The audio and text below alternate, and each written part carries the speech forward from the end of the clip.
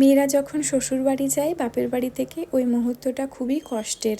যতই দোলা দিদি বাইরে চলে যাক না কেন, এই দিনটার কথা মনে পড়লে সব মেয়েদেরই মনটা খারাপ হয়ে ওঠে। আমাদেরও মন খারাপ হয়ে ওঠে, ওই দিনকার কথাটা মনে পড়ে যায়। দোলা দিদি তো 6 তারিখে খাওয়া দাওয়া করে দোলা দিদিকে লেক টাউন চলে যেতে হয়েছিল। অভিষেক দা, দোলা দিদি আর দোলা দিদির একটা ননদ ছিল, ছোট্ট ননদ। আমরা 6 তারিখে, 6 তারিখ না, আমরা 7 তারিখে গেছিলাম। আমি আর শানি মিলে তত্ত্ব নিয়ে গেছিলাম।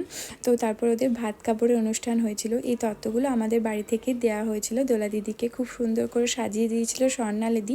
আমরা একটু হেল্প করেছিলাম।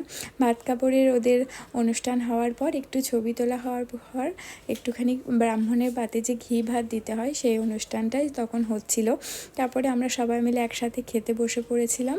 খাওয়া দাওয়া কমপ্লিট করে সন্ধ্যেবেলার দিকে আমরা একটু ফুলের গয়না আনতে গিয়েছিলাম, যেটা ফুলসজ্জার সময় লাগে।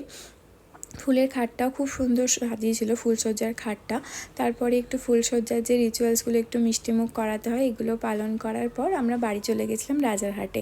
পরের দিন 8 তারিখে সিটি প্যালেসে, সিটি সেন্টার 2-এ ওদের মানে অনুষ্ঠানটা হয়েছিল, রিসেপশন পার্টিটা। খুব সুন্দর ডেকোরেশন করেছিল, আর দোলা দিদিকে খুব মিষ্টি লাগছিল, একদম কি বলবো, রানী মার মতো লাগছিল। আর ডেকোরেশনও খুব সুন্দর করেছিল।